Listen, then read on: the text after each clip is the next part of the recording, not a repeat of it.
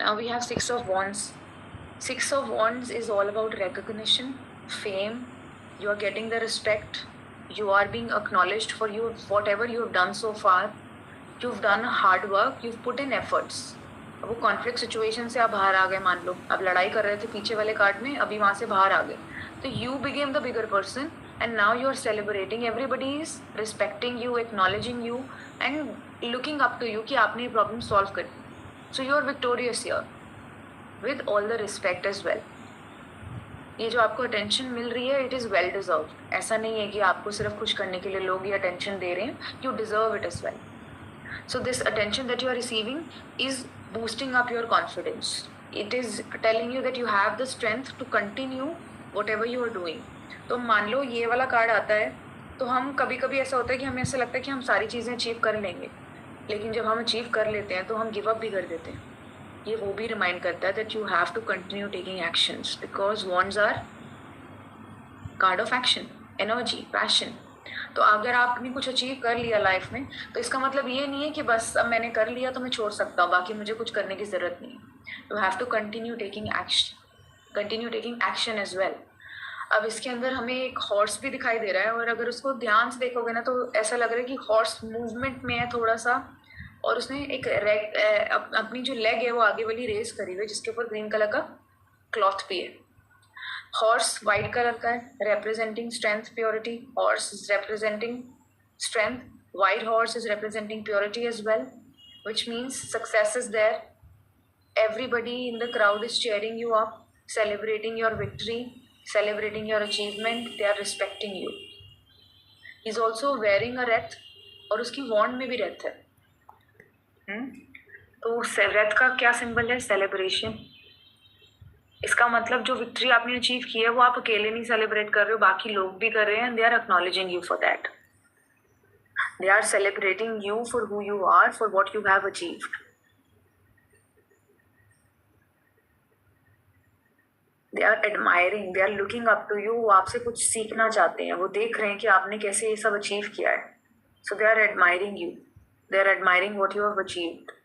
When this card comes in a reading, it reflects that you've managed to come out of the situation, come out of the confusion, come out of the chaos. जो इससे पहले वाले card में chaos था, you've come out of it, and now you've managed to minimize your distractions. That is why you're enjoying the success. That is why you were able to focus on your goals, and now you're achieving them. तो ये भी reminder है, if you're not being focused, remove the distractions and get focused, because this is certain. You can enjoy the success. It is right around the corner. It can also suggest that you are able to achieve your goals. Now you have to continue doing that. You have to continue putting the efforts. So this is asking you to hold your head high, accept the praise that you are getting with grace, be grateful for it, and continue taking actions. You can be open to receiving love. You can be open to receiving support.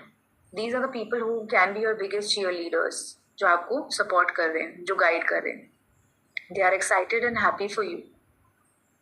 But take this sign as a sign of moving to the next chapter of your life. This is a time when you are shining, but don't let it dim your light. You have to continue shining, because you were able to do this. You will be able to continue achieving what you have set your goals to. Your standards are high, your goals are high, and you can achieve them. Now we have Seven of Wands. Seven of Wands और Five of Wands के meaning में confusion होती है. तो Seven of Wands का थोड़ा सा similar meaning होता है Five of Wands का. अब इसके अंदर ये समझना, Five of Wands में क्या हो रहा था? लड़ाई हो रही थी, सबके डिफरेंस ऑफ ओपिनियन थे, कोई किसी की सुनना नहीं चाह रहा था. यहाँ पर क्या है, आपको लगता है कि आपका ओपिनियन ठीक है, तो ये कार्ड आपको कहता है स्टैंड फॉर योर ओपिनियन. आपको किसी के लिए अपना ओपिनियन चेंज करने की जरूरत नहीं है. So this can also represent कि आपने जो अभी अभी अचीवमेंट और सक्सेस अपनी लाइफ में अचीव की थी जो पिछले कार्ड के साथ, तो इट कैन मीन जो इनिशियल सक्सेस आपको मिली है, फुलफिलमेंट मिली, उसके इनिशियल फेज के अंदर आपको कुछ लोग ने पुल डाउन करने की भी कोशिश की, बिकॉज आप टॉप पे आ गए, पीपल आर रिस्पेक्टिंग यू। तो कुछ लोग ऐसे होते हैं, कहते हैं कि ये कैसे यहाँ पहुंच गया, उसको खींचो नीचे, बुलाओ नीचे। तो उसने आपको कोशिश की कि आपकी जो फुलफिलमेंट है उसके अंदर आपको परेशान करे, आपको पुल डाउन करने की कोशिश करे।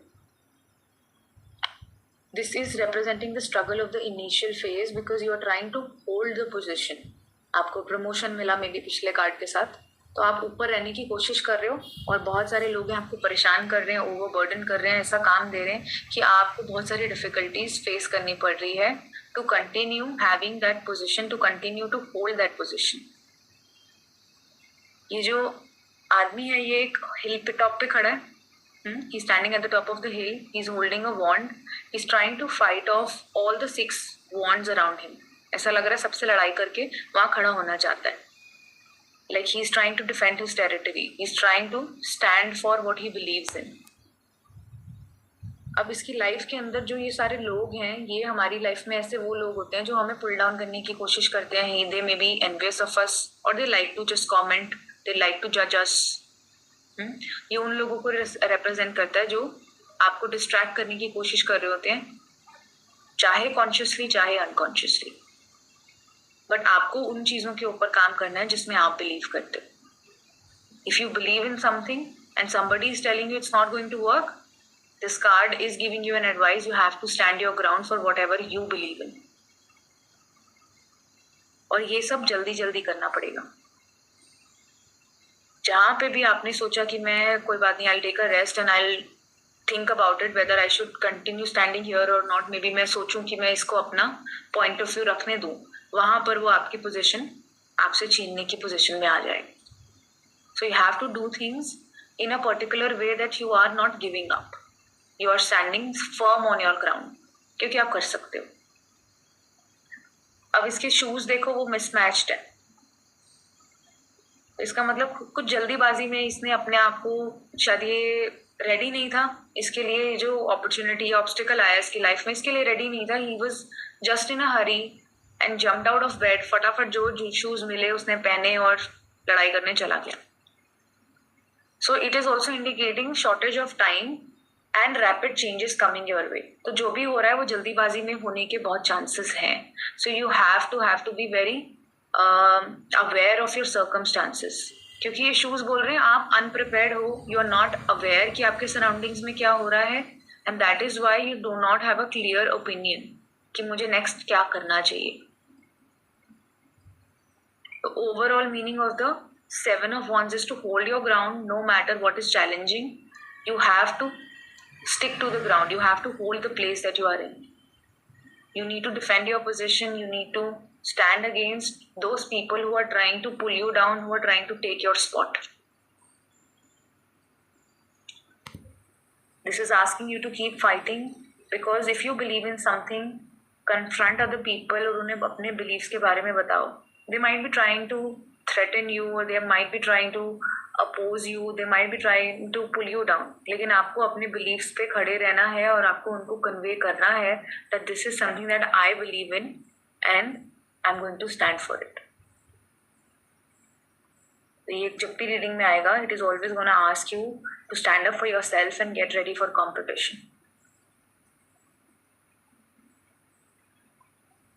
This card is always going to remind you to prove yourself, because लोग आपको पुल डाउन करने की कोशिश कर रहे हैं तो आपको वहां खड़े रहना है, because you are deserving of it. That is why you went to the position. That is why you got the promotion. That is why you got the job in the first place. You are deserving of it. तो आपको वहां खड़े रहना है।